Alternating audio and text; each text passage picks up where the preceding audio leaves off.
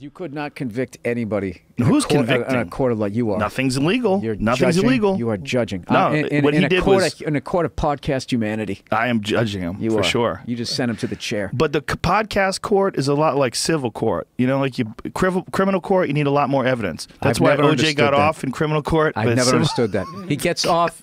When you need more evidence, less evidence, he has to give away all his shit. Yeah. I'm not saying that doesn't make any sense. No, it doesn't. It doesn't. Why do you need more evidence? Either he did it or he didn't. You shouldn't be like acquitted. You didn't do it. Oh, now you got to give me your trophies in your house. Yeah, what is that? And your fucking tie tax. How the fuck does that work? How can they have a civil court where you have less evidence and that's where all your money goes? Like your freedom is worth more, in that apparently. one, it works out because... or sort of worked out. I think he moved to Florida to get around it. Or I don't know what the fuck happened, but like, because I think he did it. But what am I basing that on? You know? Yeah. Well, that's Just why he's still in jail. Bullshit. I mean, he's in jail for a very innocuous crime, trying to get his own shit back with a guy in the room that had a gun. The guy didn't even brandish the gun. He tried to get his shit back, his stolen memorabilia. I watched a thing on that, and they fucked up. They made some threat that then it made it kidnapping, and they did all these little fucking things. Yeah. And he killed 2 white people. So that's the big one. The white courts got him years later. Yeah.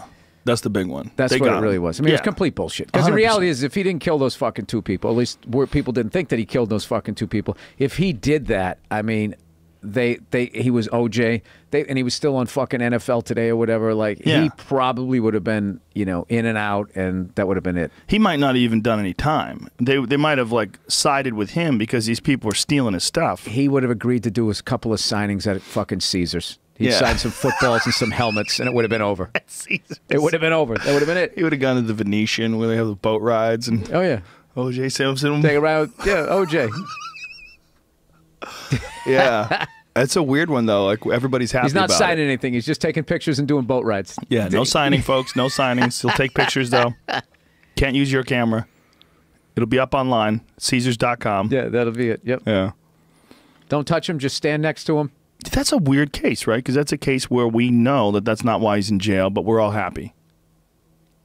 Well, I mean, I don't know how I feel about all that fucking shit. I mean, I think the guy did it. He did it. He did. He wrote a book about it. Remember that? Oh, If I Did It? I Want to Tell You or something. I think it was called If I Did It. Was that what it was called? If I did it, this is how I would do it. Yeah. Yeah. Whatever happened to that book? That book never got published, right?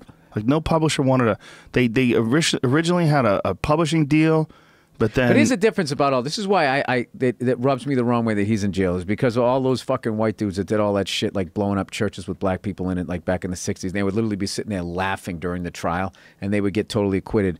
And then black people weren't allowed to come along and take their fucking four-wheelers and their hillbilly shit, their stills afterwards in like a civil court. They just completely got away with it. That's why it still seems kind of fucked up. It's for sale, but they changed a judge awarded the Golden family the rights to the book, so they get the publishing. Oh, so you can buy it? Yeah, so it says it's by Fred and Kim Goldman, but oh my God, they didn't write it. Oh, and what they did? Oh, they took away if. No, they put the if. I forget how I did it because I just saw a thing on the if is written in red letters inside the I. Oh wow! So just there it is. That right there. It says oh, if. That's crazy.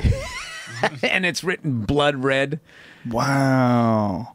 Well, what cases are you talking about of guys blowing up? I mean, obviously there was some horrendous civil rights violations that took place in the 60s and the 50s as well. And well, you know, all from slavery on, from the 1860s I'm just saying, yeah. And then the table gets turned and this guy does it, but he has the money to get off, but then he still pays for it in a way. So that's why it still doesn't seem, you know, it's good because, you know, he killed 2 people, so he's not out there, but it's I don't know. It's a different crime, though. I mean, what he did was a crime of passion against an ex-wife who happened to be with some other guy.